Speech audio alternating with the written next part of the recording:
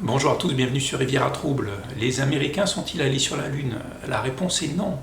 Vous pouvez trouver des milliers de livres, des milliers de vidéos YouTube qui vont vous expliquer, vous prouver que oui, ils y sont allés ou que non, pas du tout. C'est un débat qui dure depuis des dizaines d'années. Les personnes qui pensent que c'est une arnaque se basent sur le film qui aurait été tourné sur la Lune. Pour eux, il y a trop d'anomalies dans ce film et ça prouve surtout qu'il a été tourné dans un studio. Pendant longtemps, j'ai fait confiance à ce que disait la NASA parce que je n'avais pas de raison de douter. Et en général, la réalité, la vérité, c'est ce qu'il y a de plus simple. Où j'ai commencé à douter, c'est quand les USA ont dit on va retourner sur la Lune. À partir de là, on a vu que la NASA était très réticente. Ça va coûter très cher, ça va être très difficile. Puis finalement, pourquoi y retourner? Ça ne sert à rien de retourner sur la Lune, on y est déjà allé. Donc des scientifiques qui auraient dû être enthousiasmés par un tel projet ont commencé à traîner des pieds. Comme si finalement ils ne voulaient pas qu'on lance ce programme parce qu'ils savent que c'est impossible.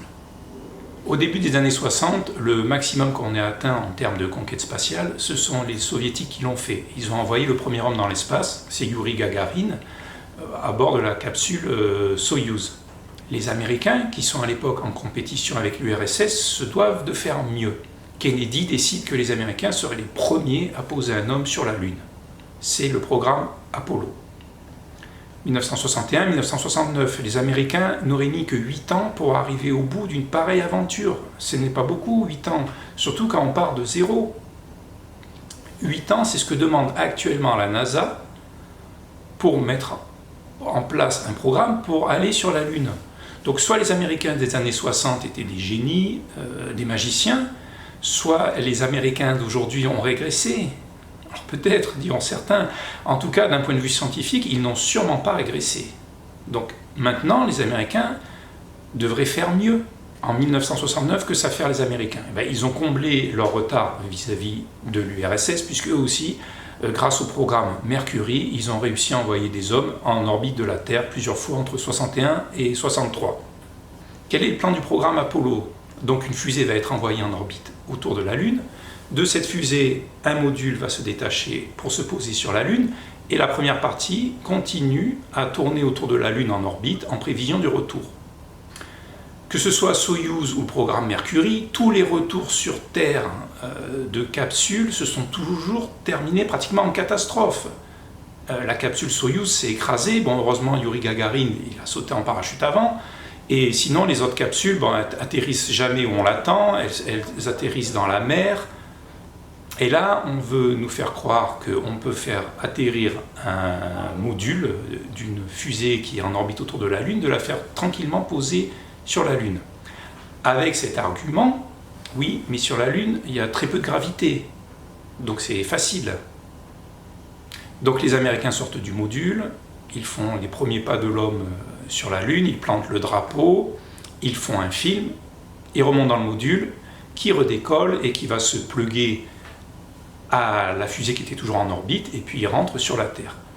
Donc c'est pareil, je ne vous ai pas fait l'historique de la conquête spatiale, mais à cette époque, on a encore toutes les peines du monde à faire démarrer des fusées sans accident.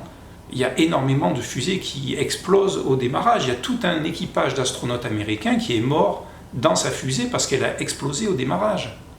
Et on nous dit toujours, mais c'est très facile, il y a très peu de gravité sur la Lune. Donc finalement, tout semble très facile sur la Lune. Et donc tout ça se fait au talent, puisque on ne s'est jamais entraîné, on ne sait pas ce qui se passe sur la Lune. On envoie 3 astronautes au casse-pipe, en sacrifice. On aurait pu envoyer un engin d'abord pour voir comment ça se passe. Imaginez que Armstrong et ses camarades restent bloqués sur la Lune. Et ils seraient morts de faim, vous imaginez le scandale. Est-ce que les USA pouvaient se permettre un scandale pareil? Sûrement pas. Et tout marche du premier coup. Ça, c'est vraiment quelque chose d'unique dans la conquête spatiale. Que tout se passe bien du premier coup. C'est très très difficile à croire. Un autre argument en défaveur, c'est que les Soviétiques, quand ils apprennent que les Américains seraient allés sur la Lune, ils veulent faire la même chose. Il faut qu'un citoyen soviétique plante le drapeau rouge sur la Lune. Donc ils vont lancer un programme, mais ils ne vont jamais aller au bout de ce programme, il n'y a jamais rien de sérieux qui va en sortir, et les Russes ils vont tout abandonner. Mais pourquoi? Parce qu'ils se rendent bien compte que c'est impossible. Donc actuellement les USA ils ont besoin de réaffirmer leur puissance, notamment vis-à-vis de la Chine. ils ont aussi besoin de faire rêver leur peuple avec un programme excitant. Donc ils veulent retourner sur la Lune. Qu'est-ce qu'on sait faire actuellement? On sait envoyer des engins sur Mars, on sait envoyer des engins sur des astéroïdes. Mais par contre, on ne sait pas les faire revenir. Ça, c'est un argument de poids.